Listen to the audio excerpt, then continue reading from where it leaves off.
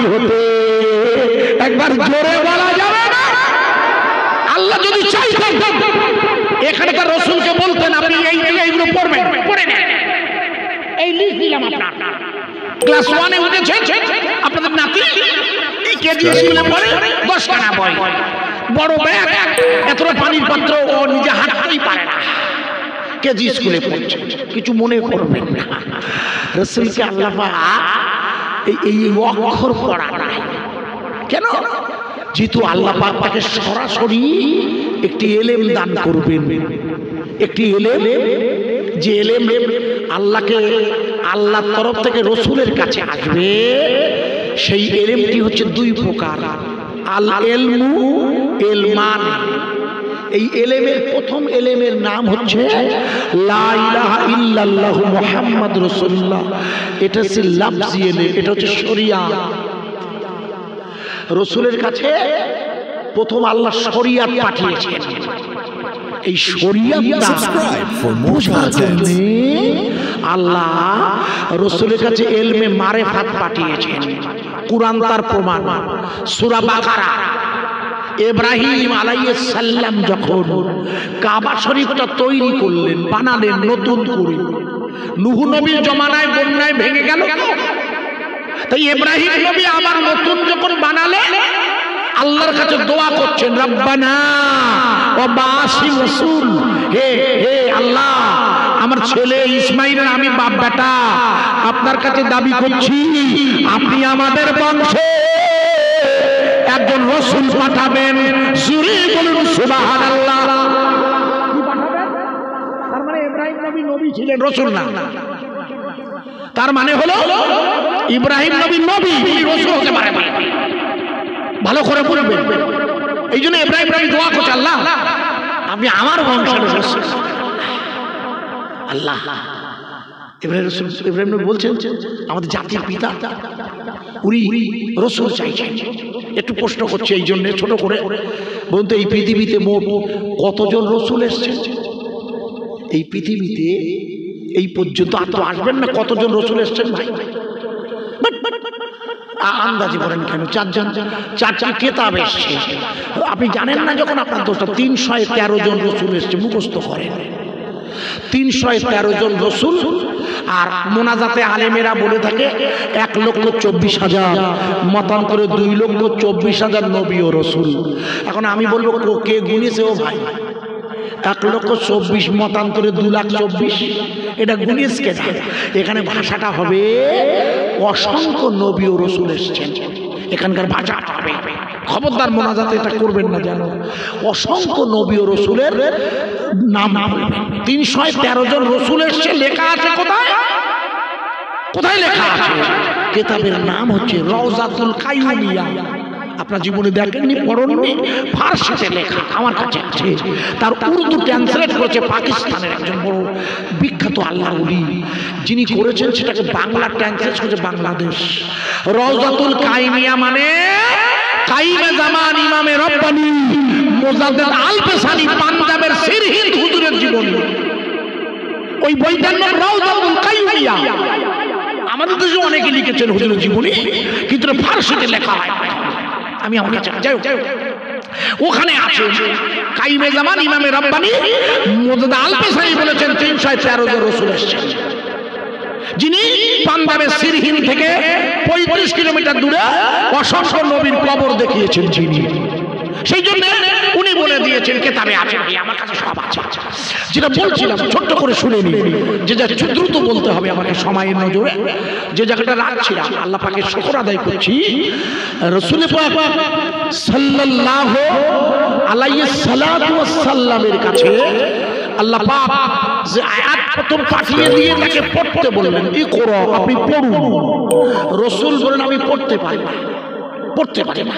এই রাসূলকে নিয়ে ইব্রাহিম নবী বলছে, আল্লাহ আমার বংশে যে রাসূল দেবেন আপনি, আল্লাহ তার যেন 4টে গুণ থাকে, আল্লাহ আপনি তার 4টে গুণ দেবেন। আল্লাহ বললেন, ইব্রাহিম আপনি কি কি গুণের অধিকারী চাইছেন?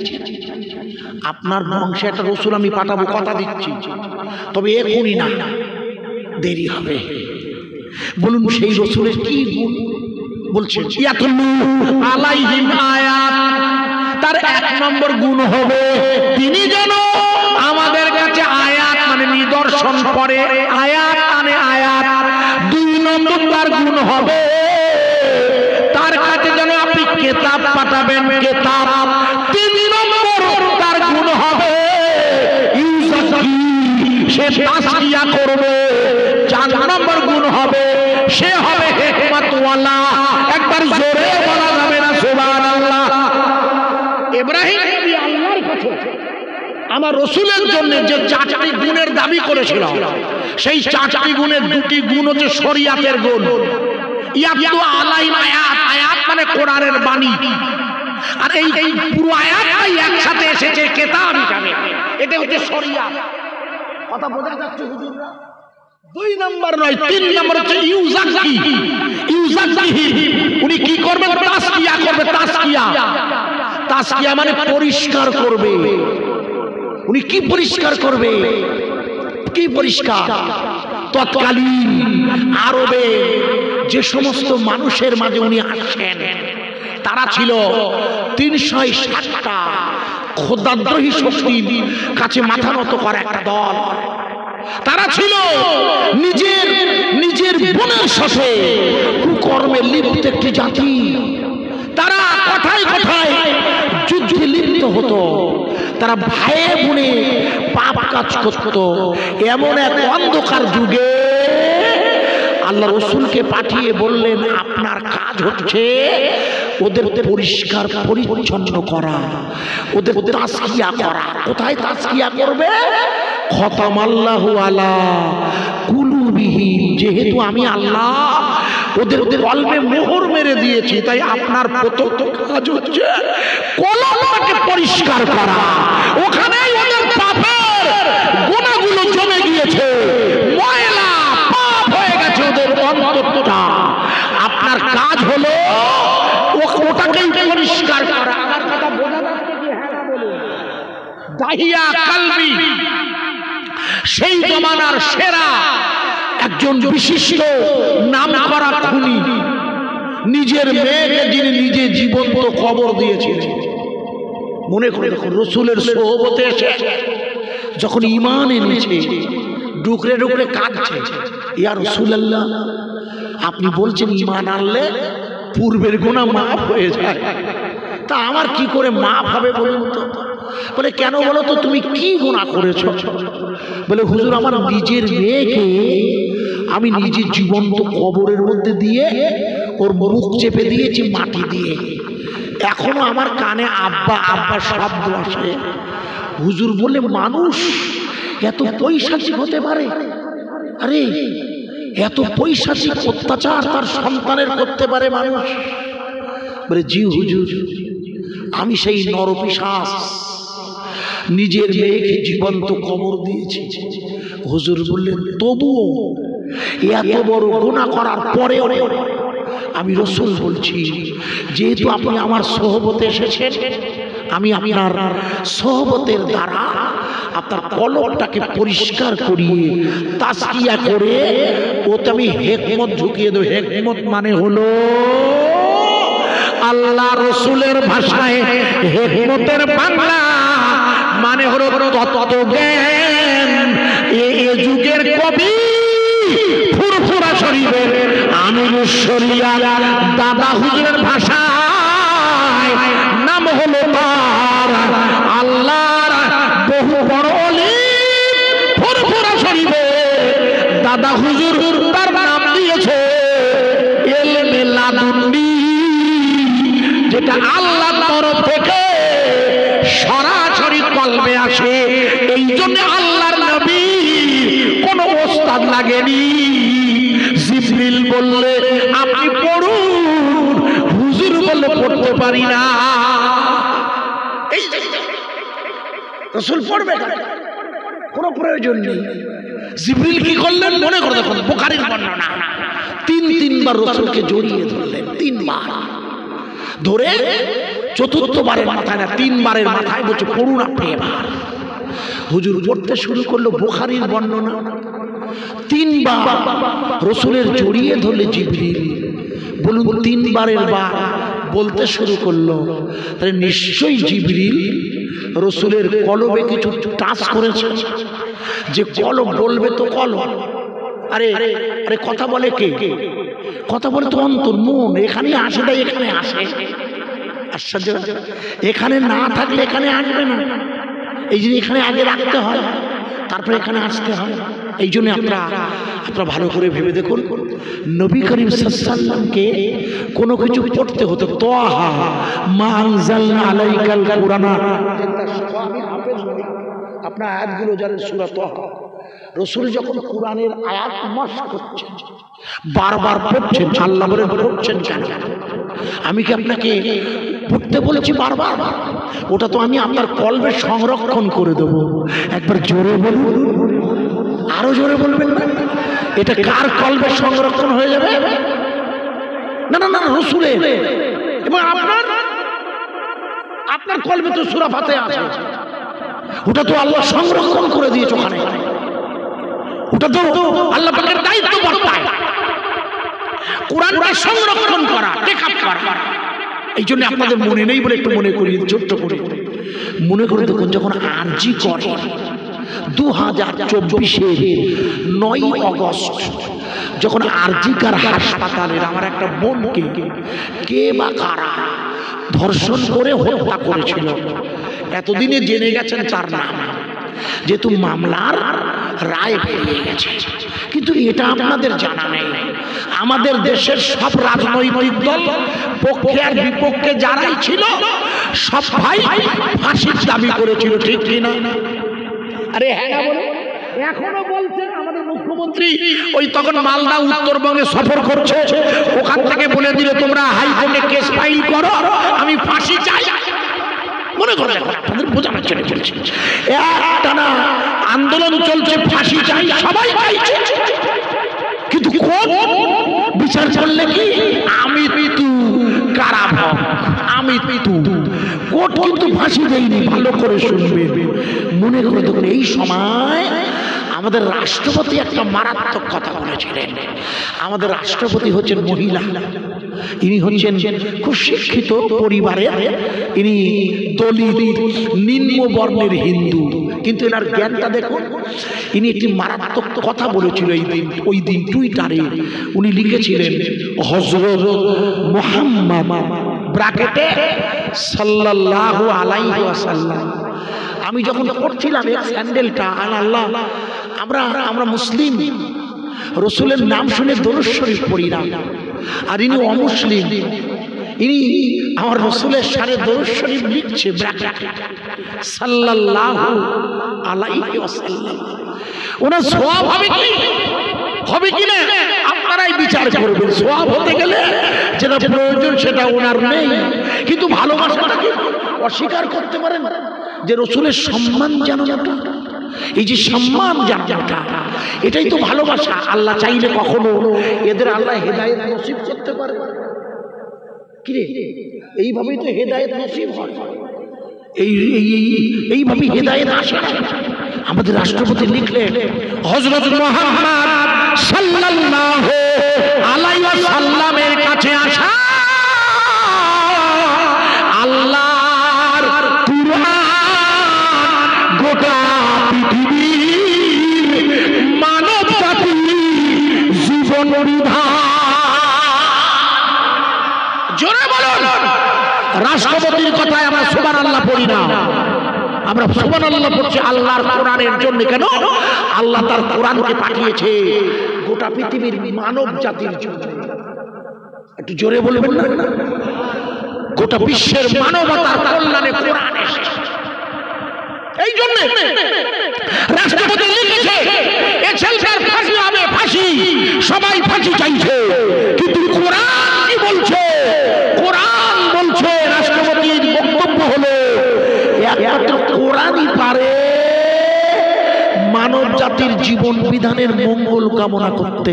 কারণ কোরআন পারে ওই ছেলেটাকে সঞ্জয় রায়কে প্রকাশ্য ধরে ওকে খুন করে দিতে, কিন্তু বিনা কারণে সৈয়দপুরের ওই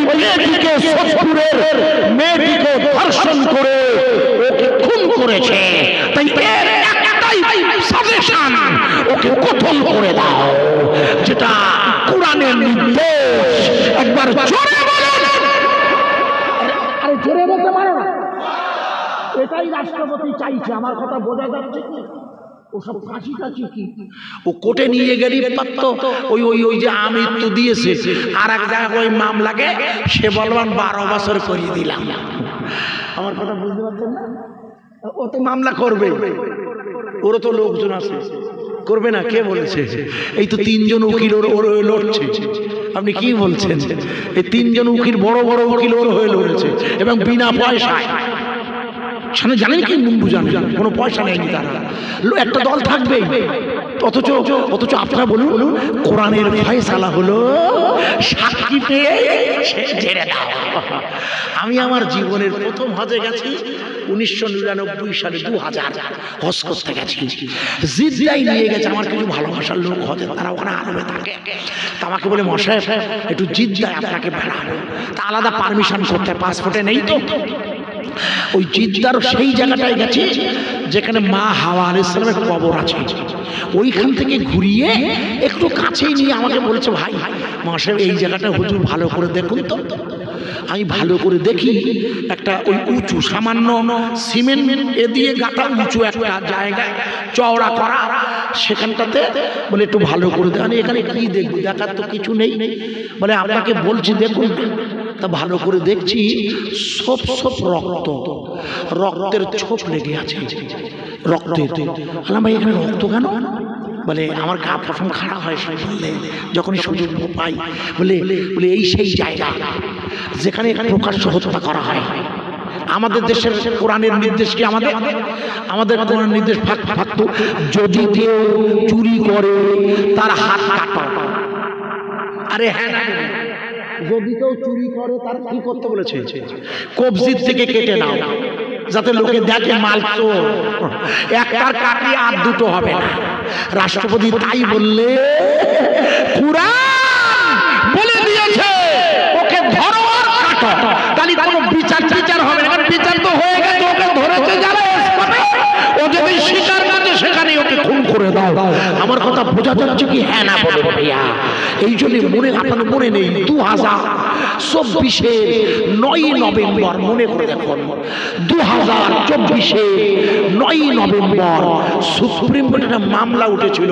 এই অগস্ট সেপ্টেম্বর, তারপরই নভেম্বর, এখনো চলছে যে আন্দোলন। সুপ্রিম কোর্টে আপনি ভালো করে শুনে নিন, একটা মামলা উঠেছে। মামলাটা কি?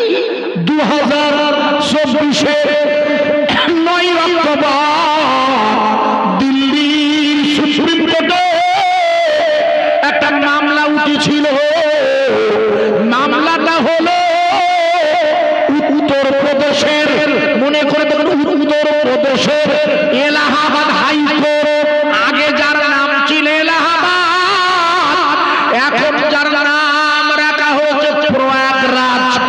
যেখানে কুম্ভ মেলা হচ্ছে, যেখানে গঙ্গা যমুনা সরস্বতী নদী মিলে গেছে। আমি নিজে গিয়েছি, আমি নিজে যা করি না তা বয়ান করি না। মনে করে দেখুন, এলাহাবাদ হাইকোর্ট রায় দিয়েছিল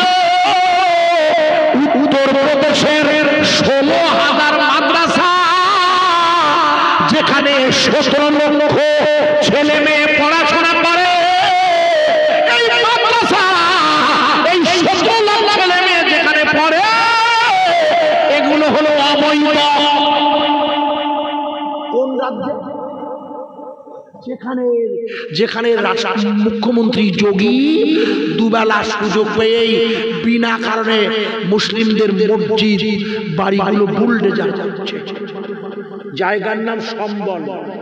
মনে করে দেখুন, আপনার আমার মসজিদ ওরা গেল ভাঙতে, সব জানেন আপনারা। আপনি যেখানে যোগী বসে আছে বুলডোজার করতে, যারা আর এক বুলডোজার বাবা, ওর আর এক নাম কি? বুলডোজার বাবা। সেই বাবা সেই রাজ্যে যদি 16,000 মাদ্রাসা বন্ধ করে দেয়, তাহলে ভাঙতে শুরু করবে। এর মধ্যেই তো পড়বে দারুল উলুম দেওবন্দ, আল্লামা কাশেম নানতুবির দেওবন্দের মাদ্রাসা পড়বে না ওখানে? পাগলা। সাহারানপুরের মাজাহারুল উলুম যাবে কোথায়? ওর মধ্যেই তো 16,000 মাদ্রাসা অবৈধ। অবৈধ মানে ভেঙে ফেলা, বুলডোজার। মনে করে দেখো 2024-এর 9 অক্টোবর আপনারা কেউ জানেন না, হয়তো জানলেও মনে নেই। মনে করে দেখুন এই মামলাটা যখন সুপ্রিম কোর্টে উঠল, সুপ্রিম কোর্টের যিনি বিচারপতি, যার এজলাসে মামলা উঠেছে, তিনি হচ্ছেন প্রধান বিচারপতি। ওনার নাম শ্রী চন্দ্রচূড়। শ্রী চন্দ্রচূড়। কে লোকটা? এ লোকটা হচ্ছে বাবরি মসজিদ মামলায় যে বিচারপতি রঞ্জন গগৈ ছিলেন, তার পার্টনার ছিলেন সেই সময়।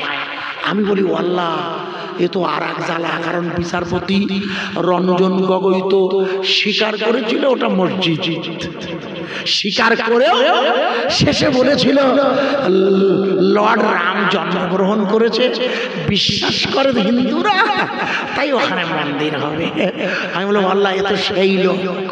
আর আপনারা কেউ তো ওই মামলার পার্টি হন। বুলডোজার মামলায় কে পার্টি হবে? এ বাড়ি হলো বসিরহাটে, ইন্ডিয়া। আপনাদের বাড়ি হলো আমাদের হাসনাবাদ, হিঙ্গলগঞ্জ, এই এলাকা। আপনারা কেউ পার্টি হননি। কিন্তু লক্ষ্য করুন, যেদিন বিচার শুরু হবে, ফাইনাল রায় হবে, সেদিন ছিল 9 নভেম্বর 2024। 10ই নভেম্বর উনি রিটায়ার করবে। 10 তারিখে ওনার চাকরি শেষ। বোঝা যাচ্ছে কি? তারপরে কে এসছে? সঞ্জীব খান্না, সেও রিটায়ার করেছে। এখন নতুন বিচারপতি এসেছে, পরে বলেছে যেটা এখন যেটা চলুন। ওই বিচারপতি চন্দ্রচূড়ের আদালতে ওই মামলাটা যে উঠেছে, ওই দিন রায় দেবে উত্তরপ্রদেশের 16,000 মাদ্রাসা থাকবে কিনা। আসলে উত্তরপ্রদেশের মাদ্রাসা এটা গোটা ভারতবর্ষের মাদ্রাসার মসজিদ কেন্দ্রিক আসল মামলা না। আরে আসল বিষয়টা তো আপনাদের দক্ষিণ তরুণদের মসজিদ আকসার ক্ষেত্রেও পড়বে। কারণ কোরআন পড়বে যারা, তারাই তো নামাজে আসবে। কোরআন লাগে, এটা ভাঙতে গেলে তো ওটাও ভাঙতে হবে। বোঝা যাচ্ছে কি? হ্যাঁ না বলো? খুব কঠিন। আমার মেয়ে লেখাপড়া ইংরেজি অনার্স করেছে, এবার পাস হলো ইংরেজি অনার্স, খুব ভালো মার্ক পেয়ে।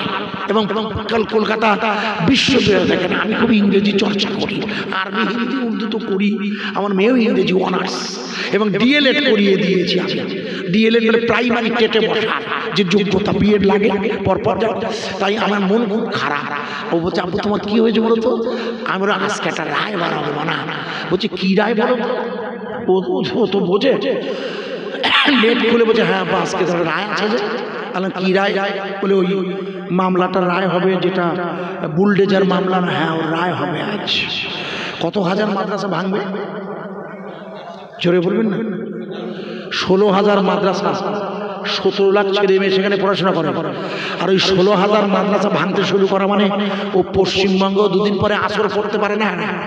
আমরা কি করি জানেন? আমার কাছে যখন বাইরে কোথাও হয়, তাহলে ওর গা হচ্ছে হোক, আমার গা হবে না। পাগলা পাগলা পাগলা বলে ওটা ভাবি। প্রিয় ভাইয়েরা, ভুল বুঝবেন না। ওই মামলাটা রায় বার হবে,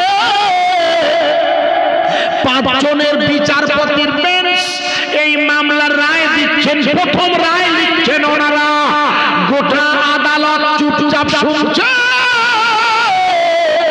বিচারপতির প্রথম রায় হলো, আমরা 5 জনের বিচারপতি আমরা একমত হয়ে বললাম, এলাহাবাদ তথা প্রয়াগরাজ হাইকোর্ট রায়টা, যেটা মাদ্রাসার বন্ধের ফতোয়া দিয়েছে, মাদ্রাসা বন্ধের মামলাকে রায় দিয়েছে, আমরা ওই রায়টাকে প্রথমে বাতিল করে দিলাম।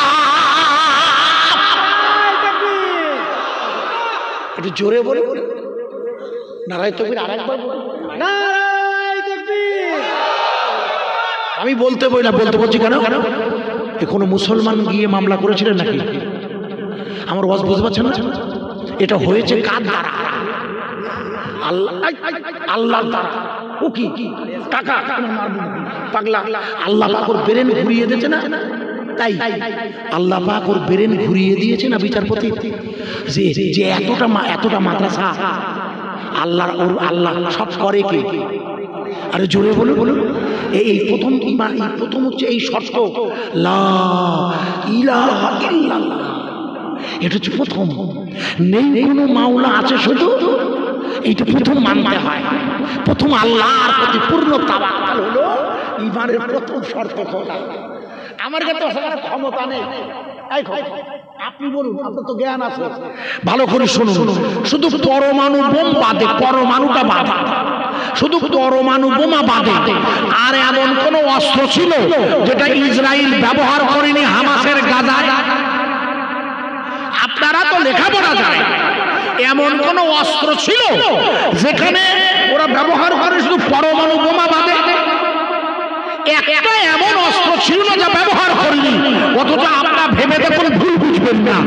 আমেরিকার নিউজ মিডিয়া লিখেছে 2023-এর 7ই অক্টোবর থেকে 2024-এর জানুয়ারি পেরিয়ে ফেব্রুয়ারি, মার্চ 2025, এই ফেব্রুয়ারি 1 এই পর্যন্ত 46,747 নারী, শিশু, বৃদ্ধ আর বৃদ্ধা ইসরায়েল হত্যা করেছে। আর এই 16 মাসে 50,000-এরও বেশি ইহুদি আর খ্রিস্টান ঈমানের কালেমা পড়ে মুসলমান হয়ে গেছে। একটু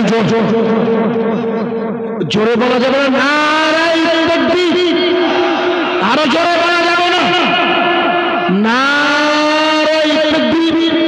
আল্লাহু আকবার, নারায়ে তাকবীর, আল্লাহু আকবার। মসজিদুল আকসা জিন্দাবাদ, বাইতুল মুকাদ্দাস জিন্দাবাদ, মক্কাতুল মুকাররমা জিন্দাবাদ, মদিনাতুল মুনাওয়ারা জিন্দাবাদ। আল কুরআনের আলো ঘরে ঘরে জ্বালো, হৃদয়ে জ্বালো। এটা বলবেন আপনারা, ঘরে ঘরে জ্বালা। ও একটা যেন ভাষাটা যেন আমার যেন ইদানিং একটু কেমন লাগে। যদি আমরা বলি আল কুরআনের আলো, হৃদয়ে জ্বালো, মানে কলবে। কারণ কোরআন রাখার পাত্র তো কলব, ঈমান রাখার পাত্র কি? কলব। আমরা যদি বলি অসুবিধা কি? এটা বলছেন দোষ নেই, আমি সঙ্গে আবার যোগ করে দিচ্ছি। প্রিয় ভাই সাহেব, যে জায়গায় আমি আপনাকে এখানে রাখছি দাঁড় করিয়ে বোঝার জন্য, এই পর্যন্ত লক্ষ্য করুন, এই পর্যন্ত ভালো করে বুঝবেন। এই পর্যন্ত দীর্ঘদিন ধরে ইসরায়েলের সাথে হামাসের লড়াইয়ের পর যে চুক্তি হয়েছে, সেই চুক্তিতে এরা ছেড়েছে 3টে আর ওদের দিতে 90টা। ঠিক কিনা বলুন? এরা ছেড়েছে 60টে, এদের দিতে 200। ঠিক কিনা বলুন? তার মানে হামাস ছেড়েছে 3টে, ওরা ছেড়েছে 90টা। 1:30 কিরাম গোনান দিতে হয়েছে, বুঝতে পারছেন? খোকা এই গোনান বোঝানো ছোটবেলার নতুন খেলে খেলো নি, আমি খেলতাম তো। ও কি মিথ্যে কথা বলবো কেন? ছোটবেলায় কাছে বুড়ি খেলিনি, ও তো বুড়ি মিথ্যে কথা বলা হবে খেলিনি বললি। নতুন বোঝেন একটা সাথে একটার জ্বালায় আপনি একটু ভিতরে আসবেন। এরা বলছে আমি না, আমি ডাকছি না ভাই, আমি দেখি মরবো একা, একটু ভিতরে আসা যাবে না? সোনা কলেমার জিকির করতে করতে লা ইলাহা ইল্লাল্লাহ, একটু ভিতরে আসেন না। লা ইলাহা ইল্লাল্লাহ, লা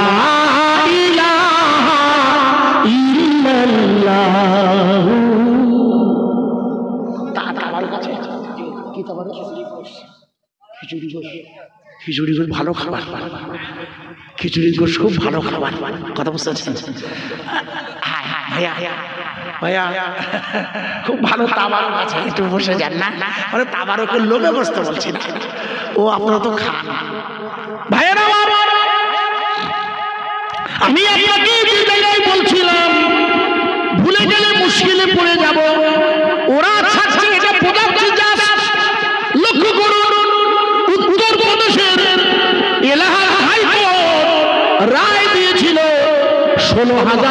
মাদ্রাসা বন্ধ হয়ে যাবে, বাতিল।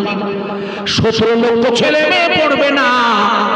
আর উত্তরপ্রদেশের রায়ের বিরুদ্ধে সুপ্রিম কোর্ট বলে দিল আল্লাহর কোরআনে কোনো কারখানা বন্ধ হবে না।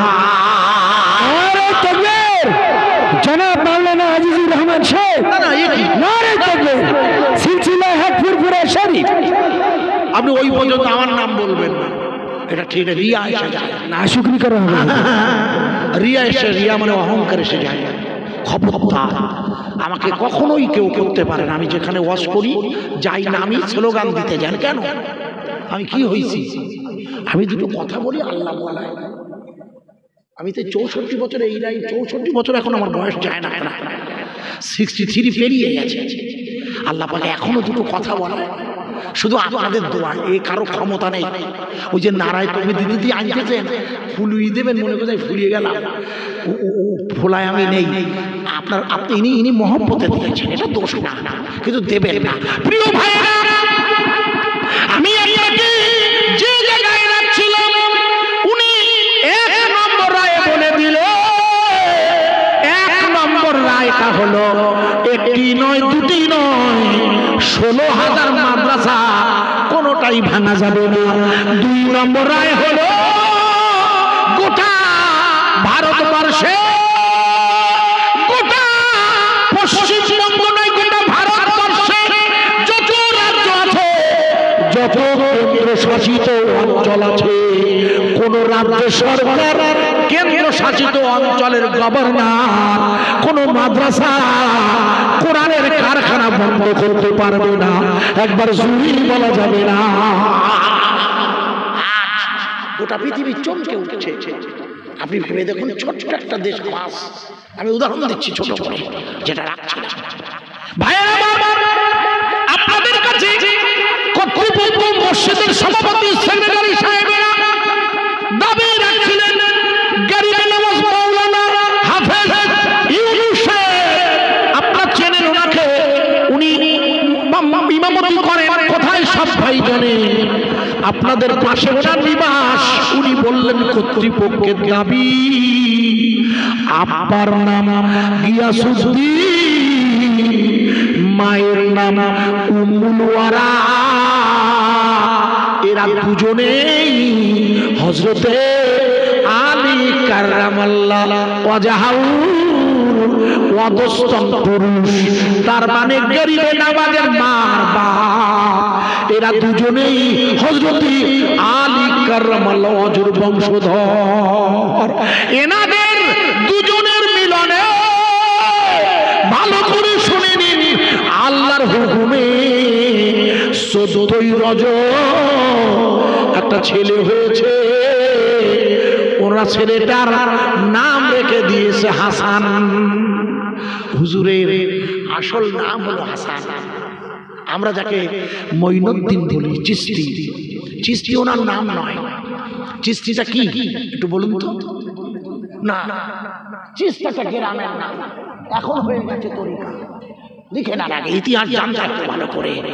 ভারতবর্ষের একটা গ্রামের নাম হচ্ছে চিশত, জয়রশ্মী তালবুসত, একটা গ্রামের নাম, ভালো করে শুনবেন। সেই গ্রামে বহু আল্লাহর বুজুর্গরা থাকতেন, আর সেই গ্রামের বুজুর্গরা যে তরিকা করতেন তারই নাম চিশতিয়া। আর গরিবে নওয়াজ ভারতে এসে ওই তরিকাটাই প্রচার করেন, তাই ওনার নামের সাথে চিশতিয়া শব্দটা জড়িয়ে গেছে। ভালো করে শুনে নিন।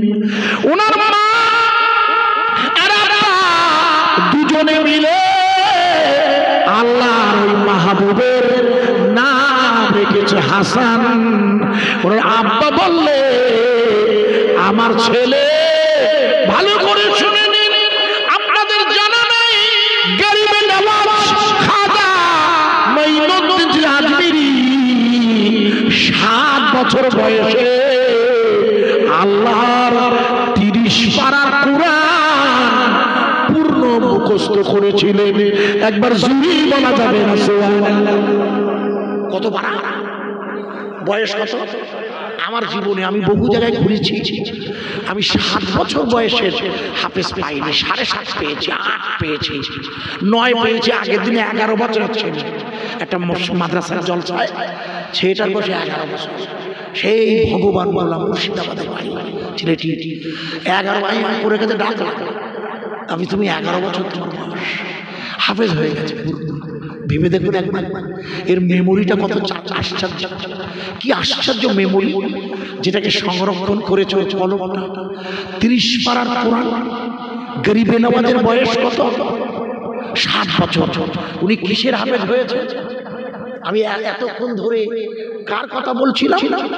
কোন কোরআন? যে কোরআন শুধু গরিবে নওয়াজ নয়, কিয়ামত পর্যন্ত পৃথিবীতে অসংখ্য হাফেজ এখনো তৈরি হবে ইনশাআল্লাহ। 7 বছরের গরিবে নওয়াজ কোরআন মুখস্থ করে নিয়েছেন পূর্ণ মাত্রা। শুনুন, ওনার মা বলছে যে আমার ছেলে আমার পেটে এসেছে, ওই দিন থেকে আমি অসংখ্য আল্লাহর তরফ থেকে প্রত্যেক দিন একটি আশ্চর্য স্বপ্ন দেখছি। আমি দেখছি আমার ছেলে এই জমানা সেরা আল্লাহর বুজুর্গ হবে। কে আমায় যেন বলছে, উম্মুল ওয়ারার মা, উম্মুল ওয়ারা শোনো, তোমার পেটে যে ছেলে এসেছে হযরতে গরিবে নওয়াজের আব্বা খাজা গিয়াসুদ্দিন রহমাতুল্লাহ আলাইহি বলছেন, আমার ছেলে হাফেজ হয়েছে, 7 বছর বয়স, সবাই বড় খুশি। আমি ছেলেকে নিয়ে আমি ঈদগার মাঠে যাচ্ছি ঈদের নামাজ পড়তে। বলে আমি যখন ঈদের নামাজে যাব বলে বেরিয়েছি, ছেলেও আমার সাথে হাফেজ, 7 বছর বয়স। এলাকার লোকজন আমার ছেলে খুব মহব্বত করে, এত ছোট বয়সে হাফেজ হয়েছে বলে আমি সাথে করে নিয়ে যাচ্ছি। রাস্তার ধারে আমার ছেলে দাঁড়িয়ে গেছে, আমি একটু এগিয়ে গেছি, পিছন দিকে ফিরে দেখি আমার ছেলে একটা খালি গাওয়ালা বাচ্চার সাথে কথা বলছে, 7 বছর বয়স। আমি দূর থেকে দেখছি, আমার ছেলেটাকে জিজ্ঞেস করছে, তুমি খালি গায়ে জামা কাপড় নেই, এখানে দাঁড়িয়ে আছো কেন? তোমার চোখ মুখ এমন ভ্যাপসাম তো? বলে আমার কোনো জামা কাপড় নেই। আমি হযরতে খাজা গিয়াসউদ্দিন রহমাতুল্লাহ লিখেছে যে আমি অবাক হয়ে দেখছি আমার ছেলে ওর গায়ের জামা খুলছে। গরিবে নওয়াজ কি কি যে এইস খাজা গরিবে নওয়াজ, উনি ওনার গায়ের জামা খুলছেন, ঠিক যেন রাসূল পাক সাল্লাল্লাহু আলাইহি ওয়াসাল্লামের জীবন চরিত্র। মায়েশার বর্ণনা, ঈদের ময়দানে যাচ্ছে হুজুর, এটি এতিম ছেলে কাঁদছে, মনে করে দেখুন আপনাদের চেনা জানা পায়। আমি গরিবে নওয়াজের জীবন চরিতে অবাক হয়ে দেখছিলাম। খাজা বাবার আব্বা বলছে, আমি দূর থেকে দেখছি আমার ছেলে জামা খুলছে, আমি বাধা দেইনি, আমি দূর থেকে শুধু ওর কথাগুলো শুনছি। বলছে তুমি কেঁদো না, আমি আমার জামা দিচ্ছি, আমি এই জামাটা তোমার গায়ে পরিয়ে দিচ্ছি। আমি এই অবস্থায় খালি গায়ে আমার আব্বুর সাথে যাব ঈদের ময়দানে, তুমি নতুন পরে নাও আমার কাপড়টা। হযরতে খাজা গিয়াসউদ্দিন বলছে, আমি আমার ছেলের জন্য দোয়া করছি, আল্লাহ আমার ছেলে এত অল্প বয়সে, 7 বছর বয়সে, যখন কেউ কথা বলতে পারে না, আমার ছেলে এত আপনার প্রতি, আপনার রাসূলের ভালোবাসার এত পূর্ণতা, আপনি এর পূর্ণ দায়িত্ব নেবেন। ইতিহাস খুলে দেখবেন, হযরতে গরিবে নওয়াজ 15 বছর বয়সে, মুখস্থ করো, 15 বছর বয়সে ইলমে মারিফাতের কিতাব লিখেছিলেন। ইলমে মারিফাত, শরীয়তের কোরআন 7 বছর বয়সে মুখস্থ করেছে, আর 15 বছর বয়সে ইলমে মারিফাতের আমার জানা নেই আজ পর্যন্ত পর্যন্ত কোনো ওলিদের জীবনীতে পড়িনি যে 15 বছর বয়সে উনি আল্লাহ ইলমে মারিফাতের কিতাব লিখছে। ইলমে মারিফাতের বাংলা মানে কি? ইলমে মারিফাতের বাংলা মানে হচ্ছে যে ইলম না শিখলে আল্লাহর পরিচয় লাভ করা যায় না। এই জন্য আমাদের দুই রকমের ইলম, একটা শরিয়াত আর একটা হচ্ছে মারিফাত। আর এই শরিয়াত বা মারিফাতের আর এক নাম তাসাউফ, এর আর এক নাম তরিকত। এতগুলো নাম আছে যার আর এক নাম হকিকত। কিন্তু শরিয়াতের সাথে সাথে ইলমে মারিফাত আপনাকে শিখতেই হবে। খাজা বাবা পূর্ব শরিয়াতের কোরআন মুখস্থ করে তার অনুবাদ, তার ব্যাখ্যা উনি তো কিতাব লিখে জানেন। পরবর্তী পর্যায়ে আপনারা ছোটবেলা থেকে উনি শরিয়াতের পূর্ণতা করে ইলমে মারিফাতের দিকে পা বাড়িয়েছেন। কেন? ইলমে মারিফাত আপনাকে আল্লাহর পরিচয় ঘটায়। আর আল্লাহর পরিচয় লাভ করতে গেলে আগে কলবে ঈমানের পূর্ণতা আনতে হয়। কারণ ঈমান পূর্ণ না হলে আল্লাহর পরিচয় লাভ করা যায় না। আর কলবেই আল্লাহর পূর্ণতার পরিচয়। ইন্নামাল মুমিনুনা আল্লাযীনা ইযা যুকিরাল্লাহ ওয়াজিলাত কুলুবুহুম, নিশ্চয়ই ওরাই মুমিন। আল্লাযীনা ইযা যুকিরাল্লাহ, যখন ওরা আল্লাহর জিকির করবে ওরা নিশ্চয়ই মুমিন। ইন্নামা ইয়ামুরু মাসাজিদাল্লাহ মান আমানা বিল্লাহ, নিশ্চয়ই ওরা আমার ঘরকে তৈরি করবে, বানাবে, যে তোরা আমার উপরে ঈমান এনেছে। কেন? এই ঈমানটা ওদের কলবের সাথে সম্পৃক্ত হয়ে গেছে। গাজার ভূখণ্ডের হামাসের স্বাধীনতা সংগ্রামীরা এরা কেবলমাত্র আল্লাহর উপরে পূর্ণমাত্র ঈমান এনে লড়াইয়ের ময়দানে নেমেছিল বলে টিকেছিল। কোনো অবস্থায় টিকতে পারে না। ঠিক কিনা বেঠি? এই 2024-এর পর 25-এ বসে আপনারা ভালো করে ভাববেন ইলমে মারিফাত কিভাবে আপনার জীবনের পূর্ণতা। আমি চেষ্টা করছি বোঝানোর জন্য। গরিবে নওয়াজ খাজা মঈনুদ্দিন আজমিরি সঞ্জিরি উনি 15 বছর বয়সে ইলমে মারিফাতের কিতাব লিখেছেন। এই জন্য ইমামে মালিক বলেছেন 4 ইমামের এক ইমাম। মোট ইমাম কতজন? না, অসংখ্য ইমাম এসেছেন, কিন্তু 4 জন প্রসিদ্ধি লাভ করেছেন। এই 4 জনের একজনের নাম আজমে আবু হানিফা, একজন শাফি, একজন হয়তো মালিক। এই 4 ইমামের যে কোনো একজন ইমামের মত মানতে হয়। 4 ইমামের যে কোনো একজন ইমামকে আপনার মানতেই হবে। এইটা হুকুম শরিয়াতের।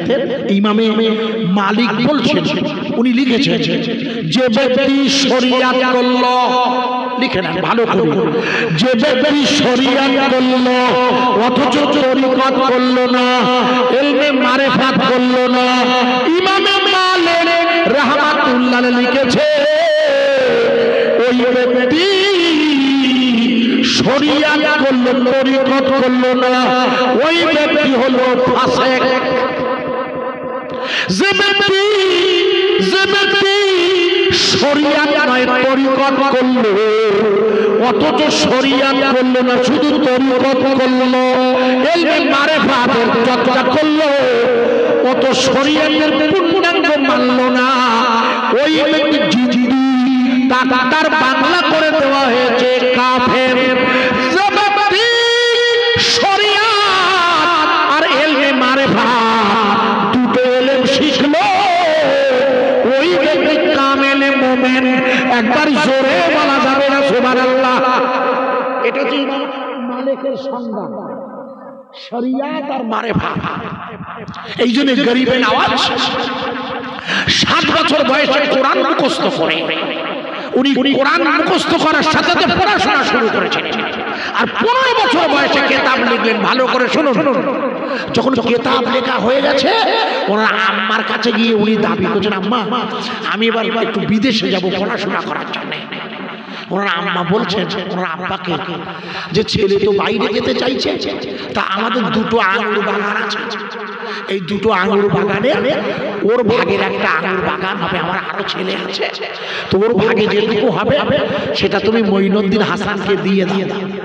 হযরত গিয়াসউদ্দিন বললেন কি উনি ওনার অংশের যতটা আঙুর বাগান পূর্ণটা ওনাকে দিয়ে দিলেন।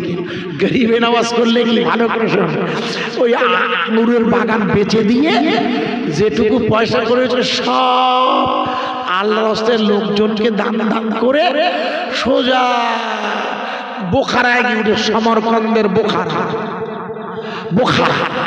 যেখানে জ্ঞান বিজ্ঞানের চর্চা হয়, সোজা পৌঁছে গেছে। ওখান থেকে দামাশকাস, লম্বা কাহিনী, পৌঁছে গেছেন কার দরবারে?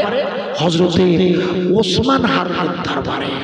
ওসমান হারুনির হাতে উনি এবার বায়াত হচ্ছেন। ভালো করে শুনুন, যে লোকটা 15 বছর বয়সে কেতাব লিখছে, সেই লোকটা ওই কেতাব লেখার পরেও 15 বছর বয়স থেকে দীর্ঘ সময় ধরে এলেম চর্চা করার শেষে উনি বুঝলেন যে আমাকে পীর সাহেবের হাতে বায়াত হয়ে এলমে মারেফাত আর শরিয়াতের চর্চা করা লাগবে, আমাকে পীর সাহেব লাগবে। ওসমান হারুনি খাজা হাতে উনি বায়াত হলেন। ভালো করে লিখে নেন। এই জন্য আমার জানা আছে যত আল্লাহর ওলিগণ বর্তমানে এসেছেন পৃথিবীতে এবং যারা আগামীতে আসবে আল্লাহ জানেন, প্রত্যেক ওলি আউলিয়াগণ তারা তাদের জমানার সমকালীন আল্লাহ ওয়ালাদের হাতে বায়াত হয়েছে। বায়াত হওয়া মানে বিক্রি হয়ে যেতে হয়। বায়াত হওয়া মানে হলো তওবা করে তার কাছ থেকে পূর্বের গুনাহগুলোর জন্য ওই তওবার ফয়েজ নিতে হয়। হযরত গরিবে নওয়াজ খাজা ওসমান হারুনির সাথে সাক্ষাৎ করে ওসমান হারুনি ওনায় দেখে বলল, বাবা মাইনুদ্দিন হাসান, আমি তোমাকে আমার সাথে নিয়ে গোটা আরবের বিভিন্ন এলাকায় এলমে শরিয়াত আর মারেফাতের পাঠ দেওয়ার জন্য নিয়ে যাব। কিতাবে লেখা আছে উনি আর ওনার পীর সাহেব দুজনে ঘুরতে ঘুরতে ওনারা পৌঁছে গেছে মক্কা মদিনায়, অর্থাৎ মক্কা থেকে ওনারা মদিনায় পৌঁছে গেছে। আল্লাহর নবীর রওজা মুবারক জিয়ারতে, আল্লাহর নবীর রওজা মুবারকের ধারে যেই দাঁড়িয়েছে, আল্লাহর নবীর রওজা মুবারক থেকে আওয়াজ আসছে। তাসবিরাতুল আউলিয়াটা বাড়ি গিয়ে খুঁড়ে দেখবেন হযরতে খাজা ওসমান হারুনি বলছে, আল্লাহর নবীর রওজা থেকে আওয়াজ আসছে, আমি রাসূলুল্লাহ মুঈনুদ্দিনকে পূর্ণ বেলায়েত দান করলাম। তার মানে খেলাফত দান, এজন্য সাক্ষী লাগবে।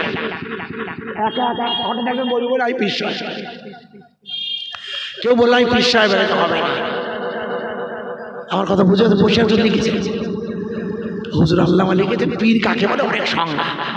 আমি লম্বা কথা 2 লাইন বলছি। কেতাবের দুটো কেতাবের নাম বলছি, একটা কেতাবের নাম পীর মুড়ি তত্ত্ব আর একটা তরিকত দর্পণ। উনি লিখেছেন বসে আল্লামা, পীর তিনি কামেলে মোকাম্মেল, লিখে নেন, যিনি সুলুক আর জাজবা, পাকা ফানা আর 4 প্রকারের সায়ের শেষ করেছেন। আপনার পীরজাদা আমাদের পরে উনি আসবেন মেহমান, ওনাকে প্রশ্ন করবেন ওয়াজের পরে হোক বা আগে, যে আইজার রহমান সাহেব কামেল মোকাম্মেল ওলি সংজ্ঞা দিচ্ছিল, কারণ ওনার আব্বা তো আল্লাহর ওলি ছিলেন। আপনি জানেন ওনার আব্বাজি, জানেন ওনার আব্বার নাম? ওনার আপনারা জানেন না? আল্লাহ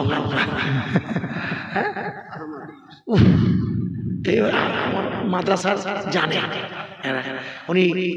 হঠাৎ বড় হুজুরের সাথে একটা জলসা যাওয়ার পথে ওনাকে জিজ্ঞেস করবেন, আমাদের বারাটার মধ্যম গ্রামের কাছে পর্দা নেন, যাই হোক। তো ওনার আব্বা যান ভাই নাম বলেছেন, আবিষ্কার ভাই মহাশয় নাম বলেছেন।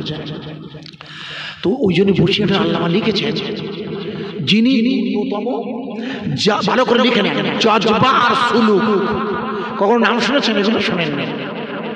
এখন তো বাজারে শুধু পীরের সরাসরি পীরজাদা আর পীর, ইউটিউব খুলে দেখুন, এ বলছে আমি পীর সাহেব হয়ে গেছি, আমার কাছে টাকা দাও, আমি দোয়া করবো, মনে আটকাবে না। কি আশ্চর্য! বলছে রসুল আমাকে বলে দিয়েছে পীর সাহেব, আমি পীর সাহেব, রসুল বলছে। কি মিথ্যে কথা! রসুল বলবেন সাক্ষী লাগবে। আমার কথা বোঝা যাচ্ছে কি? এ বলছে রসুল স্বপ্নে আমার বলেছে। এখন কি আমি আমার মাথায় কাজ করে। হযরত গরিবে নওয়াজ সাক্ষী রেখেছেন, ওসমান হারুনি সহ রওজা মুবারকের লোকেরা সাক্ষী দিচ্ছে। সাক্ষী দিতে হবে, সাক্ষী দিচ্ছে। রসুল বলছেন আমি আপনাকে বেলায়েত দান করলাম। একবার জোরে বলুন। এই জন্য চিশতিয়া তরিকায় বেলায়েত এসেছে, আর নকশবন্দিয়া মুজাদ্দিদিয়া যে শেষ তরিকা মুজাদ্দিদিয়া, এই তরিকায় বেলায়েত উলা, বেলায়েত কুবরা আছে এরপর। আপনারা জানেন, আমি নিজে যা করি না তা ওয়াজ হয় না বলেছি। আমি নিজে নকশবন্দিয়া মুজাদ্দিদিয়া তরিকা করি, আমি নিজে ওই তরিকা শেষ তরিকা। চিশতিয়া, কাদেরিয়া, নকশবন্দিয়া মুজাদ্দিদিয়া, যেখানে শুধু নবুয়তের দরজা বাদে হযরতে মুজাদ্দিদ আল-বাসারীকে আল্লাহ সব দান করেছিলেন, বলে আমরা শুধু নবী করা যাবে না, আর সব মর্যাদা আমি আপনাকে দেব। একটু জোরে বলবেন না সুবহানাল্লাহ। মুজাদ্দিদ আল-বাসারীর জীবনী পড়েছেন? পড়ে নেবেন, বাড়ি গিয়ে দেখবেন। আমি আমাকে বাংলাদেশ থেকে একটা ফটো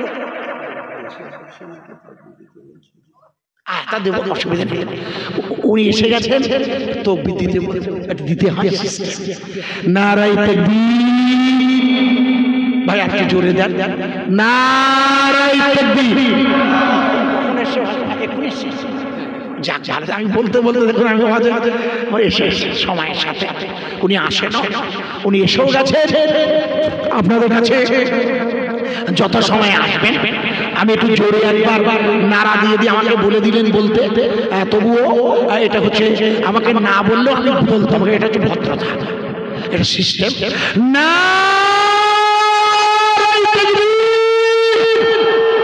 সম্মানিত মেহমান হযরতে পীরজাদা আলা হযরত আলী আসগর সাহেব জি জিন্দাবাদ! আর জোরে বলবেন না জিন্দাবাদ!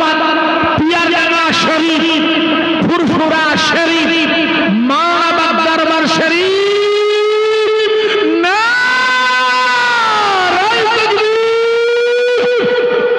প্রিয় ভাই সাহেব, হযরতে খাজা মঈনুদ্দিন আজমি যে জায়গা জানতে চেয়েছিলেন এরা, গরিবে নওয়াজকে বলা হলো আল্লাহ রাসূল বলেন আপনাকে বেলায়েত দেওয়া, বেলায়েত। এবং কোথাকার? হিন্দুস্তানে।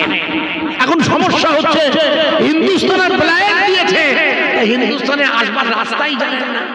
কারণ হযরত ওসমান হারুনি জায়গায় চেনে না, এলাকায় চেনে না। বলে মঈনুদ্দিন আপনাকে তো আল্লাহ রাসূল হিন্দুস্তানে যেতে বললে, বলে যাবো কি করে? দুজন পলাতক। কি আমার কথা বুঝতে পারেন না? আপনি ওই শিয়ালদায় নেমেছেন, মৌলালি যাবেন কোন দিক দিয়ে? নিজেরা যেমন বলা বলি করছেন না, ওই রকম রাসূল বলছেন খবর থেকে, হুজুর বলছেন মঈনুদ্দিনের আঙুলের দিকে তাকাতে বলো ওসমান, ওর আঙুল দেখবে হিন্দুস্তানের রাস্তা বলে দেবে। একটু জোরে বলবেন। আমি অবাক হয়ে আপনার পরে ইনশাআল্লাহ একটা জিনিস পড়তে আর বুঝতে হয়, এই আঙুলের মধ্যে ভারতবর্ষের ম্যাপ। একটু জোরে বলুন। হযরতে রাসূল পাক তার রওজা মুবারকের ভিতর থেকে ভারতবর্ষের ম্যাপ বলছে, তাহলে তিনি ভারত সম্পর্কে কত খোঁজ রাখেন। আরে হ্যাঁ না বলুন। আমার পড়া আছে, আমার যতটা পড়াশোনা আছে তাতে আমি দেখেছি রাসূল আমাদের দেশটাকে পছন্দ করতেন। আমার যতটুকু জ্ঞান আছে ওরা আমি বলছি, দাঁড়া না, এটা কি চালায় আপনার দিকে ফিরিতে দেখা রাখছে। আমি তো বোঝাচ্ছি, শোনেন, আচ্ছা আর আমি ফেরবো না। কি বিপদে বললাম, এটা বোঝাচ্ছিলাম যে আমার যতটুকু জ্ঞান দিয়েছে আল্লাহ, তাতে দেখেছি নবী করিম সাল্লাল্লাহু আলাইহি ওয়াসাল্লাম ভারতবর্ষের মুসলিম ভারতবর্ষ নিয়ে খুব ভেবেছে। সত্যিকারে দেখবেন ওনার চিন্তা ভাবনার ইতিহাস পড়লে ভারতের উপরে, কারণ ভারতবর্ষ পৃথিবীর এই মুহূর্তে কিন্তু দেখুন, এই মুহূর্তে ভারতের মুসলিমরা যে পরিস্থিতিতে আছে অন্য কোনো দেশে এরকম নেই। গাজার মুসলিমদের উপরে আঘাত এলেও আমাদের কিন্তু আঘাতটা কোনো অংশে কম না। দুবেলা বুলডোজার, মারামারি, খাটাখাটি, নারায়ণতালের মধ্য দিয়ে আমরা সেই হইতে হওয়া পর্যন্ত জ্বলতেছি, ঠিক না বলুন? ওই আমাদের বুদ্ধবাবু হঠাৎ করে বুঝিয়ে দিলে সীমান্তবর্তী মাদ্রাসাগুলো সব আইএসআই এর ট্রেনিং হয়, নাও ঠেলা। আরে হ্যাঁ না বলুন, কি ঠিক বলছি না? বুড়ো বয়সে যাওয়ার আগে ভীমরতি চাগাইলো, এমন এক ওষুধ হয়ে গেল রাস্তাঘাটে চলতে পারি না আমরা। আরে হ্যাঁ না বলুন, কেন্দ্রের সরকার যদি সরকার যদি বলে মাদ্রাসায় আইসে ট্রেনিং হয়, রাস্তাঘাটে চলা কঠিন হয়ে যায়। আপনারা জানেন না আমাদের এলাকার, আমি নাম বলছি, বিশিষ্ট যারা মাদ্রাসা চালায় তাদের উপরে খুব আইবির লোকেদের নজর, যে এত বিল্ডিং হলো কি করে। আমি নাম বলবো না, আমার কাছে পরে জিজ্ঞেস করবেন কোনোদিন। আমাদের এখানে দুজন লোক জেলে আছে, তারা বড় মাদ্রাসা নাম বলছে, তাদের লক্ষ লক্ষ টাকা, কোটি কোটি টাকা সব দানে আসে। ওরা বলছে কোথার থেকে? প্রিয় ভাই সব গরিবে নওয়াজ খাজা মাইনুদ্দিন আজমিরি সঞ্জির রহমাতুল্লাহ আলাইহি, উনি ওনার মুখের দিকে তাকিয়ে ওসমান হারুনিকে বলে, হুজুর আল্লাহ পাক আমাকে ভারতের জমিনে পাঠানোর নিয়ত রেখে রাসূলের দ্বারা আমাকে দাওয়াত দিয়েছে, দ্বীনের দাওয়াতে। আমি মঈনুদ্দিন রওনা হচ্ছি, আপনি আমার জন্য দোয়া করবেন। উনি বললেন, আমি তোমাদের দুহাত ধরে আল্লাহর মদদের দোয়া করছি। জোরে বলা যাবে না। কিসের আল্লাহর মদদ? এই আল্লাহর মদদ পেয়েছে বলে গাজার মুসলিমরা টিকে গেছে, ঠিক কিনা? একটা মিডিয়াতে দিয়েছে, আমেরিকার একটা মিডিয়াতে দিয়েছে যে এলাকায় ওই যে সমস্ত বন্দিগুলোকে এরা বার করছে, যে বন্দিগুলো সব সুস্থ সবল সুন্দর না, একটু হ্যাঁ না বলে। পরশুদিন যে 4টে মেয়ে রে বার করেছে, তাদের চেহারা এখনো খারাপ হয়ে গেছে এই 16 মাসে। একটু হ্যাঁ না বলে। খাওয়া দাওয়া না হলি, ঘুম না হলি, ওর কাছে চেহারা অত ভালো হয়। তাহলে কোথায় রেখেছে, কত ভালো মন্দ খাইয়েছে, আর এত সুন্দর রেখে দিয়েছে। ইসরায়েল খুঁজে পাচ্ছে না খোকা। ওরা বলছে, ইসরায়েলের সৈন্যবাহিনীরা লিখেছে যে আমরা যে এলাকায় যুদ্ধ করতে গিয়ে ওদের খোঁজ দিয়েছি, সে এলাকায় লোকজন নেই। এটা সত্য, কিন্তু অতর্কিতে আমাদের উপরে আঘাত আসছে। আসলে বদরের যুদ্ধে আল্লাহ 5000 ফেরেশতা নামিয়ে দিয়েছিল। ওরা বলছে ইসরায়েলের সেনাবাহিনী লিখে নেন, ওরা বলছে এরা হলো জিন্নাত, জিনেরা আসছে অতর্কিতে। ওরা যারা জিন বলছে, আমরা জানি সেটা ফেরেশতা। একবার জোরে বলুন, আরো জোরে। এটা আল্লাহর মদদ, একেই বলে গায়েবী মদদ। আচ্ছা, আপনার জীবনে কোনদিন ভেবেছিলেন যে আমেরিকায় আগুন লাগবে? একটু হ্যাঁ না বলে। এখানে কেউ আসেন ভেবেলেন? একমাত্র ভেবেছে আমার আল্লাহ। আল্লাহ লাইন ঠিক করে গেছে। আপনারা হয়তো ভাববেন বোধহয় এই চুক্তি হয়েছে ওই কারণে, না, ও তো লেগেছে পরে। আল্লাহ তার আগে ওদিকে চুক্তির লাইন ঠিক হয়ে গেছে, ভুল বুঝবে না যেন। তারপরে এমন দিয়েছে, আমি দেখছিলাম আল্লাহ রাসূলের বিরুদ্ধে সেই লোকটা সিনেমা করেছিল, সিনেমা বই করিল। সে লোকটা তাকে বারণ করেছিল। পৃথিবীর বহু লোক তারে বলে, তুমি নবীর নামে সিনেমা করো না, কারণ নবীর কোনো সিনেমা নেই, তার চেহারা কেউ জানে না। তুমি নকল নবী সাথে কি চুলকুনি ও শুনিনি, এসো না তুমি, ও শুনি। আমার একটা ওয়াজ আছে, দেখবেন, আমার একটা ওয়াজ আছে, দেখবেন। আমি একটা ওয়াজ আছে, আমেরিকায় একটা নাটক হচ্ছে যাত্রাপালা। সেই যাত্রাপালায় একজন অভিনয় করবে, নাটকের যাত্রাপালায় একজন মোহাম্মদ সেজেছে, নাউজুবিল্লাহ, আর একজন মায়ে সেজেছে। এই যে লোকটা রসুল সেজেছে, আর প্রম্পটার পর্যন্ত যাত্রাপালায় প্রম্পটার থাকে। প্রম্পটার মানে হলো পাশে বসে যে বলে দেয় ঘটনা, সেইভাবে অভিনয় করে। প্রম্পটার ডায়লগ বলছে, আর নায়ক আসছে মঞ্চে। আশ্চর্য, নকল রসুল সেজে মঞ্চে উঠতে যাবে, কোথাও কোনো কিছুই নেই। স্টেডিয়ামের ভিতরে অভিনয় চলছে, নাটকটা ইন্দিরা স্টেডিয়ামে হচ্ছে, কোনো লোকজন নেই। অতর্কিতে ওই নকল মুহাম্মদের শরীর আগুনে জ্বালিয়ে দিল কে? আর না, কে দিয়েছিল জ্বালিয়ে? চিল্লা বলো ভাই। লস অ্যাঞ্জেলসে ক্যালিফোর্নিয়া আগুন লাগিয়ে সেই সিনেমার নায়কটা যে রাসূলের বিরুদ্ধে অভিনয় করেছিল সম্প্রতি, তার ঘর বাড়ি এমন জ্বালিয়ে দিয়েছে, রাতারাতি পথের ভিখারি। ঠিক না ঠিক? আমি আনন্দ করতেছি তা না, ওরা এত পরিমাণ অত্যাচার করেছে না বলেও পাচ্ছে না। কারণ ঘরে আগুন লাগি বলতে তবে লোকে বলে ও লেগিস কি এমনি লেগে পানি দিচ্ছে আর বলছে এমনি লেগে। আমার কথা বোঝা যাচ্ছে না? পানি দিচ্ছে বল, পানি দিচ্ছে আর বলছে এমনি লেগে, শালা যা করিয়ে রেখেছে। হ্যাঁ ঠিক বলছি না ভুল বলছি? একটা দেশ বলুন, একটা দেশ বলুন যে বলিছে ভালো লাগে না, দুঃখ করিছে কেউ করিস কি দেখে। আর ভারত দুঃখ করবি বলো, কারণ মোদির এবার ডাকিনি তো ট্রাম্প, এবার আর ডাকিনি বলো মোদিজি। দেখি ডাকিনি খোকা, লম্বা করবো না।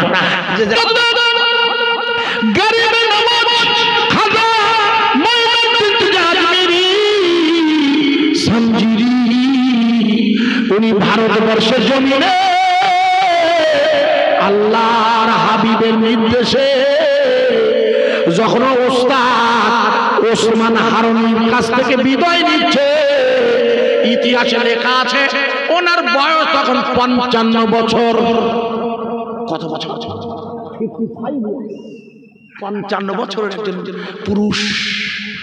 তখনও বিয়ে শাদী করে, আপনারা জানেন 55 বছর বয়স। আমার যতটুকু জানা আছে পড়াশোনার মধ্য দিয়ে, ভুল হলে শিখে নেব। উনি ভারতে আসছেন পাঞ্জাবের ভিতর দিয়ে, সোজা প্রথম সোমবার সেদিন একবারে সরাসরি দিল্লিতে পৌঁছেছেন। দিল্লির রাজা তখন ছিলেন পৃথ্বীরায়, খাড়া রায় না। আজমির শরীফের রাজা তখন ছিলেন পৃথ্বীরায়, ওর ভাই ছিল খাড়া রায়। ইতিহাসে লেখা আছে উনি ছিলেন তখন দিল্লির রাজা। সেদিন ছিল সোমবার। আপনাদের দাবি মেনে ওয়াজটা রাখছি।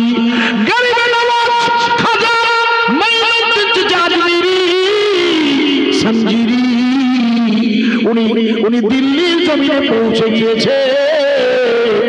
যখন উনি পৌঁছেছেন, এসেই উনি লক্ষ্য করে দেখে সময় অনুযায়ী আসের ওয়াক্ত হয়ে গিয়েছে। আসের উনি দিল্লির জমিনে দাঁড়িয়ে প্রথমেই আসের আযান দিলে আল্লাহু আকবার, এটা দিলেন খালি গলায়। একবার জোরে বলা যাবে না সুবহানাল্লাহ? উনি কোন গলায় আওয়াজ দিলেন? কেন তখন তো মাইক নেই, তখন তো কিছু নেই। যা কিছু আছে মুসলমান নেই তা না, সে না থাকার মধ্যে তখন মুসলমান আছে কম। খাজা বাবা আজান দিলেন, কারণ এখন তো মাইকে আজান দিলে মুয়াজ্জিনদের 2 লাখ টাকা পর্যন্ত জরিমানা দিতে হচ্ছে, জানেন তো? মাইকে আজান দেওয়ার অপরাধে উত্তরপ্রদেশে 2 লাখ টাকা জরিমানা। কলা 1 লাখ নয় 2 লাখ বড় খোকা, একটু ভেবে দেখুন। 1,500 টাকা মাই নাই, তার যদি 2 লাখ টাকা জরিমানা দিতে আসে আর আসবে মসজিদ। এই জন্য মাইকে আজান কতদিন চলবে জানি না, কিন্তু মুখের আজান চলবে না, বন্ধ হবে। চিল্লে বলে বলুন। রাসূল পাক আমাদের শিখিয়েছে, হযরত বেলাল মদিনার মসজিদে মুখে আওয়াজ দিয়েছেন আজান। হযরত গরিবে নওয়াজ ভারতের এই যে পুরোপুরা দাদা হুজুর রওজায় 3 দিন ইসরা সব হয়, 22 থেকে এবারও হবে। আমাকে দাওয়াত করছে বসিয়ানা আমিনিয়া মাদ্রাসা, আমাকে ওখান থেকে কমিটি ফোন করেছিল। আমি যাই না, তো সময় পাই না বলে যাই না। ওরা নিজেরা লক্ষ্য করে ফোন করেছেন 19 তারিখে কম্পালসারি আপনি আসবেন, ওরা সম্মান জানায়। এবছরের কথা বলছি, তাই আমরা রোজা হবে বলে হ্যাঁ রোজা হবে। 17, 18, 19 রোজাতেই জলসা হবে, ফুরফুরে হবে। 21, 22, 23 রোজাতে আমাকে বলে দিয়েছেন যে আপনি খবরদার একটা দিন ইফতার করবেন আপনারা এসে, বায়ান তো রাখতেই হয় খালি গলায়। ওখানে কিন্তু মাইক হয় না, ওয়াজ খালি গলায় ওয়াজ করতে হয়, আজান হবে খালি গলায়। ও ভাই গরিবে নওয়াজ ভারতের জমিনে দাঁড়িয়ে আজান দিচ্ছেন প্রথমেই খালি গলায়। উনি আমাদের শিখিয়ে দিল, যন্ত্র নয়, আল্লাহর কুদরতের গলা আমাদের জন্য যথেষ্ট। উনি আজান শুরু করেছে, ইতিহাস খুলে দেখবে উনি যখন আল্লাহু আকবার ধ্বনি দিয়েছে, গরিবে নওয়াজের গোটা এলাকাটা আল্লাহু আকবার ধ্বনি দিয়ে উনি যখন আজান দিচ্ছি, রাজা পৃথ্বীরায়ের ভাই খাড়া রায়ের লোকজন ওনাকে চারিদিক দিয়ে ঘিরে ধরে এত পরিমাণ তীর মেরেছে। ঐতিহাসিকরা লিখেছে গরিবে নওয়াজের গোটা শরীরের কোথাও আজান হতো, আল্লাহর ওলির কোন শরীরে তীর স্পর্শ জোরে বলুন। হিন্দুস্তানের অলি গরিবে নওয়াজ খাজা মঈনুদ্দিন চিশতি আজমিরি সমঝিরি, যার উরুস মুবারক চলছে রজবের মাসে। হযরতে গরিবে নওয়াজ হুজুর আজান দিয়েছেন, ভালো করে শুনে নিন। উনি আজান দিয়ে ওখানে নামাজ শুরু করবেন। যেহেতু আজান মানে হলো আজান মানে হলো নামাজ, এই জন্য আলাদা করে নামাজের ডাকাটাই যে অনেক মাইকে বলে দেয় ভোরবেলা যে ফজরের ওয়াক্ত আর 15 মিনিট বাকি আছে, অনেক জায়গায় বলে। এখন বলতে হয়, অনেক জায়গা থেকে তাবলীগ জামাত ভাইয়েরা নামাজের দাওয়াত দেওয়ার জন্য খুব মেহনত করেন, ভুল বুঝবেন না। কিন্তু সত্যি কি কোনো মুমিনের কাছে, কোনো মুসলমানের কাছে 1500 বছর পরে যদি এখন নামাজের দাওয়াত দিতে যেতে হয়, তা সত্যিকারে নামাজকে ছোট করা হয় না? একটু হ্যাঁ না বলো। একজন মুসলমানকে তো হাইয়া আলাস সালার মধ্য দিয়ে নামাজে আহ্বান করা হয়। ইজা নুদিয়া লিস-সালা লিয়াউমিল জুমআ ওয়া যারাল বাই, যখন জুমার আজান হয়ে যায় কুরআন বলছে তোমার বেচাকেনা হারাম। আজান শুনলে জুমার দিন কোনো কাজ করা যাবে না ওই সময়। তাহলে আজানের পরে যদি বেচাকেনা হারাম হয়, ওই সময়ের কাজ করাটাও হারাম। তাহলে ওখানে তোমার আয় চলবে না, কোনো আয় চলবে না। ওই সময়টা কোথায় যেতে হবে? মসজিদ করতে হবে। হাইয়া আলাস সালাহ, হাইয়া আলাল ফালাহ, কোনো কথা হবে না। আজান পৌঁছে গেছে, মসজিদে আকসা এসে জমা হতে হবে, শরীয়তের নির্দেশ। গরিবে নওয়াজ নামাজ শুরু করে দিয়েছেন, ভালো করে শুনে নিন। উনি যখন নামাজ শুরু করেছে, পৃথিবীর লোকজন অবাক হয়ে গেছে, বলে লোকটার সাহস কম না। এটা তো ঈমানের ব্যাপার। একটা নতুন লোক, কোথাও কোনো ক্ষমতার কোনো লোকজন সেখানে নেই, অচেনা অজানা একটা জায়গায় এসে তিনি আল্লাহর নামে সেজদা দিচ্ছে। এটা কম ঈমান কি ভাইয়া? কোনো স্বাভাবিক চিন্তায় দেখো এই ঈমানটা কত দীপ্ত ভরা, কি ধরনের দীপ্তি, উজ্জ্বল নূরে পূর্ণ, যার ফলে উনি কারোর কাছে মাথা নত করে না। ইতিহাস বলছে উনি নামাজ শেষ করে উঠেছেন, পৃথিবীর লোকজন তীর মারে না, খাড়া রায়ের লোকজন ওনার পথ আটকায় না। বুঝতে পেরেছে তীরের দ্বারা এই মুহূর্তে আটকানো সম্ভব হবে না। ওরা বোঝে তো, কারণ একে তো মারা হলো একটু আগে। এরা তখন বললে একে যখন ওর দ্বারা সম্ভব হবে না মারা, একটু যেতে দাও। ইতিহাস খুলে দেখবেন হুজুর হেঁটে হেঁটে যাচ্ছেন রাস্তা দিয়ে, এদেশের ভাষা চেনে না, নতুন এসেছে, খাওয়া দাওয়ার কোনো ঠিক ঠিকানা নেই। উনি ওনার জীবনীতে দেখছিলাম উনি যে খুব খেতেন বা খাবার সুযোগ পেতেন, ব্যবস্থা হতো কম। গরিবের নামাজটা সত্যি গরিব, গরিবের নামাজটা সত্যি গরিব, সত্যি খাজা, সত্যি খাজা। হযরতে খাজা মঈনুদ্দিন আজমিরি হেঁটে যাচ্ছেন রাস্তা দিয়ে। আমি পড়ছিলাম ওনার জীবনীতে, রাস্তার ধারে একজন মহিলা বসে বসে কাঁদছেন। একজন মহিলা, যে মহিলার মাথায় সিঁদুর, হাতে শাঁখা, ভারতের পরিবেশ অনুযায়ী যেটা বাস্তব, সমস্ত রাস্তার ধারে দাঁড়িয়ে যখন কাঁদছে, খাজা বাবা ওই মহিলার দিকে তাকিয়ে ওনার ভাষায়, যেহেতু উনি যে ভাষায় কথা বলছে মহিলার ভাষা তো তা নয়, কিন্তু দেখবেন চোখের পানি কিছু ভাষা এমন বলিয়ে দেয় যেটা বোঝা যায় চোখের পানি। ওই মহিলার চোখের পানি দেখে খাজা বাবা জিজ্ঞেস করছেন আপনার কি হয়েছে? মহিলা ভাষা বোঝেন, এরা কিন্তু চেনে না, নতুন একটা লোক। উনি জিজ্ঞেস করছেন তোমার কি হয়েছে? মহিলা বুঝতে পেরেছেন যে আমার কিছু জিজ্ঞেস করছে। তখন মহিলা বলছেন ওই দিকে দেখুন, ওই দিকে, ওই তাকিয়ে দেখুন, আমার একটা মাত্র বাচ্চা, আমার ছেলে।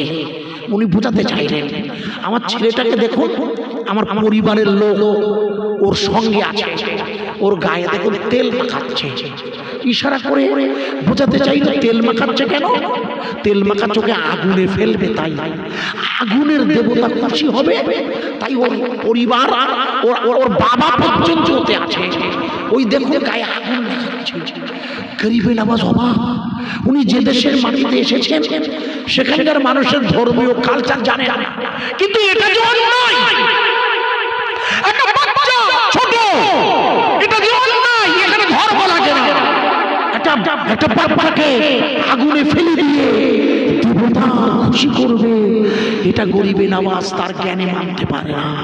তাই জিজ্ঞেস করছে মা, মা আপনি যদি অনুমতি দেন, যে ভাষায় বলছে তার বাংলা করছি আমি, উনি যেটা বোঝাতে চাইছেন, মা আপনি যদি অনুমতি দেন তাহলে আপনার বাচ্চাটাকে আমি আগুনের মধ্য থেকে তুলে আনতে পারি। একবার জোরে বলবেন না সুবহানাল্লাহ। অবাক করা ব্যাপার, আগুনের ভিতর থেকে আমি তুলে আনবো।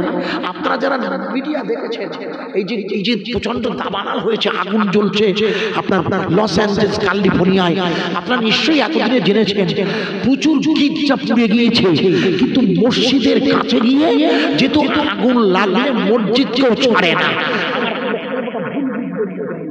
এখানে যদি আগুন লাগে তা জানলা দিয়ে মসজিদে ঢুকতে পারে। লক্ষ্য রাখতে হবে। নওয়াজ খাজা মাইনুদ্দিন চিশতি আজমিরি সঞ্জিল রহমাতুল্লাহ আলাইহি ওয়াসতে খাজা মাইনুদ্দিন চিশতি আজমিরি ওই মহিলাকে বললেন, মা আপনি যদি অনুমতি দেন আমি আগুনের ভিতর থেকে আপনার বাচ্চাটাকে তুলে আনতে পারি। বলে আপনি বলছেন, ওর ভাষায় উনি বুঝতে পারছেন, বলে আপনি অনুমতি দেন, অনুমতি ছাড়া হবে না। মহিলা বলছে আমি অনুমতি দেবো। বাবা বলে আপনি আপনি পারবেন? ওই যে আগুন জ্বলছে ওর ভেতর থেকে আপনি তুলতে পারেন। একটা আশ্চর্য কথা বলছেন, আগুন ওই যে একটু বলছিলাম মসজিদ, দেখুন না মিডিয়ায় দেখবেন দাবানল লেগেছে, আগুন গির্জা পুড়েছে, পাশে মসজিদের কাছে আগুন পৌঁছেছে, ঢুকেছে, কিন্তু ভিতরটা পূর্ণ মাত্রা জ্বালানোর ক্ষমতা হয়নি। একটু জোরে বলবেন না সুবহানাল্লাহ। ওই যে কাশ্মীরের হযরত বাল মসজিদ, যে মসজিদে রাসূলের চুর আছে, আপনাদের মনে নেই? সন্ত্রাসী হামলায় কি বা কারা মসজিদ জ্বালিয়ে দিয়েছিল, কিন্তু আগুন জ্বালানো যায়।